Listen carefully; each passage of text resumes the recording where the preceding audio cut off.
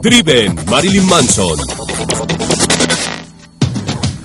I first ran into Brian Warner in the local music scene in South Florida. I heard about this crazy new band called Marilyn Manson and the Spooky Kids. I was at their very first show at Churchill's, and they didn't even have a drummer then. I mean, they had a drum machine on a stool. There was probably between 20 and 30 people. And this tall, skinny, geeky kid singing. And I just remember feeling embarrassed for him because he didn't make eye contact with the audience. He hid behind the microphone a little bit. He really had no image at that point. People were like, the hell is this? Half the time he'd be in the back throwing up because he definitely had some major stage fright. You know, we didn't even know if he'd be able to perform. It's kind of hard to sing when you have throw up in your throat. They had this kid playing bass. His name was Brian Tunick. Tunick really didn't have that much to do with what we did. I mean, he played our first 2 shows with us. That's it. So we needed a bass player. We used to see each other out at clubs a lot. So right off the bat, he knew I was, this young, loud, and snotty punk kid that was just trouble. But he liked that. So he decided, he should get me in the band with him. Me and him just became really good friends. Brad really influenced Brian's appearance. I looked like a cross between Divine from the John Waters films and Sid Vicious. He latched onto that, started asking me for makeup tips, started dressing like me, and he really kind of took my image and evolved it into his thing. It was all accredited to Brian because he was the one selling it. He was probably one of the better, if not the best, self-promoters in Florida. I used to see Brian outside every major show. You'd see him out there with flyers that he personally made, handing them out to people. Trent Reznor and a lot of people picked up on what the band was doing. Trent said, it's really interesting. What the is playing drums? Lo and behold, July 4th, we're opening for 9 Inch Nails. There's just 4 of us, and one of us is just crawling around the stage. We don't have our shit together at all.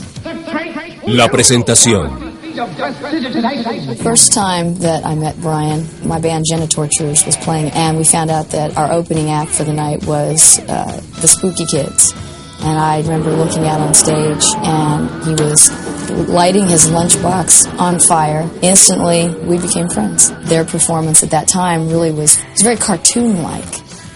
His only shtick back then was just dressing crazy and having really inane props on stage. I just remember really being struck by the Sid and Marty Krofft feel of everything. They had the striped socks, blue fingernails. They carried their Lidsville lunchboxes.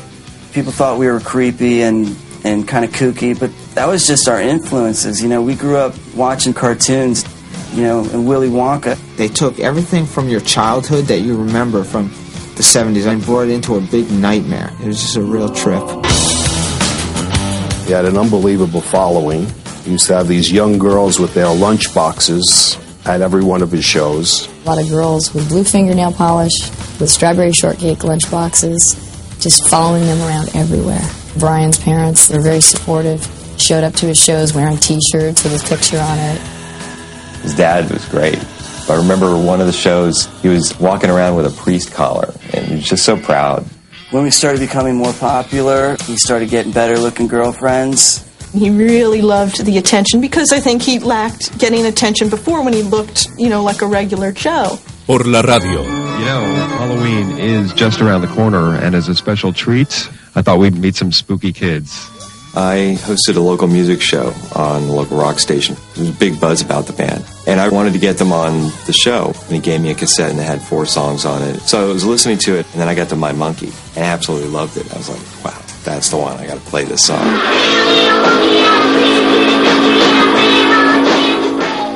I was kind of waiting for some complaint calls to come in, and I never got one. All I got was, what was that? Who was that? Play that again.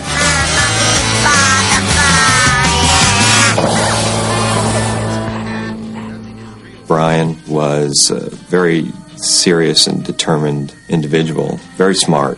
He knew to get where he wanted to go, he had to be professional.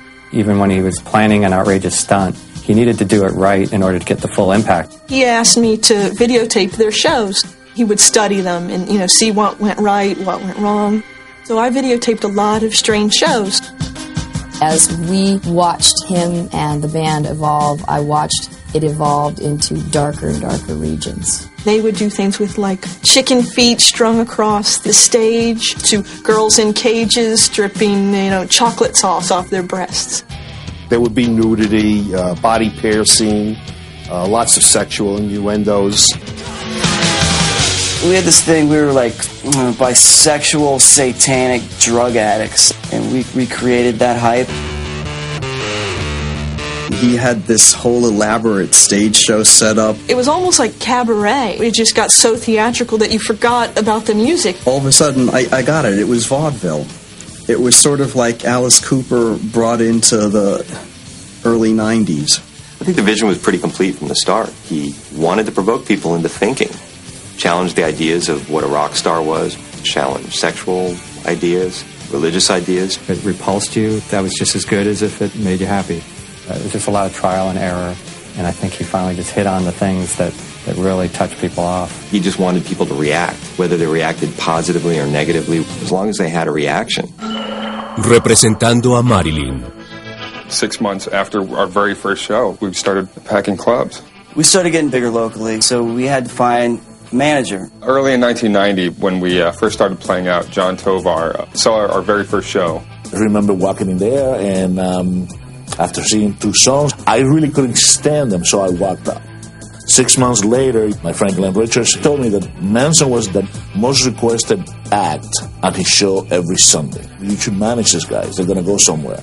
So I went. I showed up to the place. It was like midnight. There were 300 kids screaming, looking like him, like Manson. He had the aura of a rock star. To me, he was Morrison, Iggy, Bowie, and of course Alice Cooper rolling into one. I realized, I said, if this guy can draw this amount of people with no record deal, this guy's going to be a superstar. John Tovar and his partner Frank Laurie decided to sign us to their management company. I told him I like what you're doing and I think it's cool. I only have one small problem with what you do. You need a drummer really bad, because that drum machine is not happening. I think that was the first time the Manson listened to me. He went out and got himself a drummer. I mean, it just brought a whole new dimension to the band. I mean, it just brought it alive. He had some very good guidance from John Tovar and some other people, but I think he just took in everything. He absorbed everything that was going on around and sort of shot that back at us, 10 times more obnoxious. I think he wanted to see how far he could go. Manson had a mission. He wanted to get out of South Florida. He's like, I'm going all the way. I mean, there was no way to stop him. He knew he was going to be a rock star. There was no question, no doubt about it. A continuación, el arte y la realidad chocan cuando Manson se asocia con su ídolo musical. Trent rented the Sharon Tate house to put a studio in. Here we are, Marilyn Manson, and we're recording where, the Manson family killed some people. Luego, un Spooky Kid descubre que Manson no admite la debilidad. Basically, I got fired on Christmas Eve in rehab. You either pull your way or you'll be left behind. Y después, la banda más impactante del rock recibe un trato menos estelar de la policía de Jacksonville. Manson had a strap-on dildo as part of his act, and I guess they didn't really like that. They arrested him. DrIven, Marilyn Manson.